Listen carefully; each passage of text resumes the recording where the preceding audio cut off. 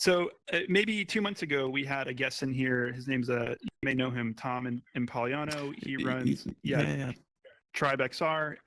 And so, I learned a couple things from him, and I'm going to use what I learned there as a lens for asking you a couple questions. So one of the things he mentioned is, and for anyone who doesn't know, they build DJ software, and they've partnered with some of the turntable manufacturers, right?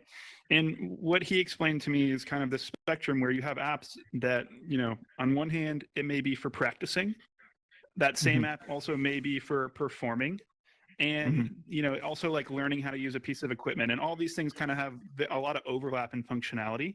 And I'm curious where you see yourself on that spectrum. Yeah, I mean, I actually talk to the Tribe guys a lot. Like, I'm talking to them tomorrow, actually.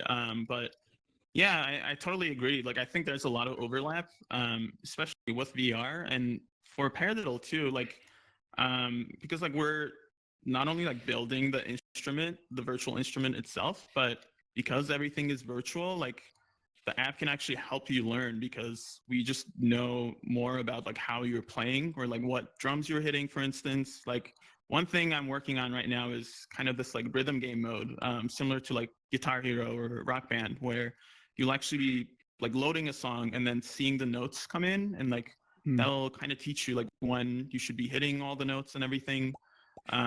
So I think I see it like in the intersection of all three. Like, we have a lot of tools built in. If you want to make actual music, like you can actually hook up the app to your own audio software and like change the sounds, or like record MIDI output and then tweak that later on so you get like the exact sound you want.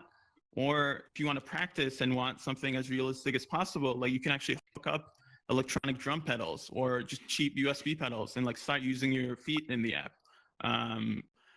And yeah, but like for learning too, right? Like, one thing I noticed was that a lot of the people coming in, because it's so accessible and like convenient, and they don't have to deal with all these inconveniences of having a full drum kit. A lot of people end up being newcomers, so they don't really know how to play. So that's been kind of the one piece of feedback I've been getting consistently, where like people come in, the app doesn't teach them how to play, so they kind of they have to rely on their own self-motivation to keep going. But I think because everything is virtual, like there's a lot of potential to help with that and make it more fun and like easier to get started and actually learn.